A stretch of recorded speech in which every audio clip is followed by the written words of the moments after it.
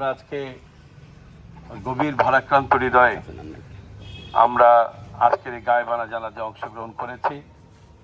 আমাদের মন, আমাদের হৃদয় আজকে শরীফ ওসমান হাদির জন্য ভীষণ রকম কাঁদছে। আমি যেদিন শরীফ ওসমান হাদি গুলিবিদ্ধ হয়েছিল সেদিন আমি আমার পাশে যারা ছিল তাদেরকে সবাইকে বলেছিলাম যে মনে হচ্ছে যেন ওসমানের গায়ে গুলি লাগেনি, গুলিটা আমার গায়ে লেগেছে।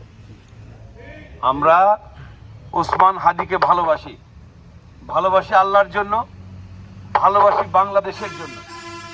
শরীফ ওসমান হাদি যে আন্দোলনের সূচনা করেছিল আমরা সেই আন্দোলন চালিয়ে যাব ইনশাআল্লাহ। যতদিন বাংলাদেশ ভারতীয় আধিপত্যবাদ মুক্ত, এক হাদিকে শহীদ করে এই আন্দোলন বন্ধ করা যাবে না।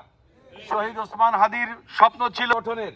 আমরা আজকের এই নামাজে জানাজা থেকে ঘোষণা করতে চাই, একটি কল্যাণময় ইনসাফপূর্ণ রাষ্ট্র গঠন না করা পর্যন্ত শহীদ হাদির আমরা যারা অনুসারী আছি, আমরা যারা কর্মী আছি, আল্লাহ রাব্বুল আলামিনের কাছে শহীদ হাদির জন্য ক্ষমা প্রার্থনা করছি।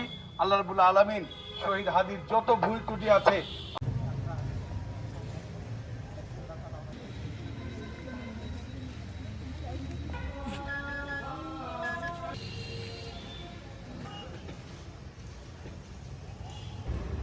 আল্লাহু আকবার।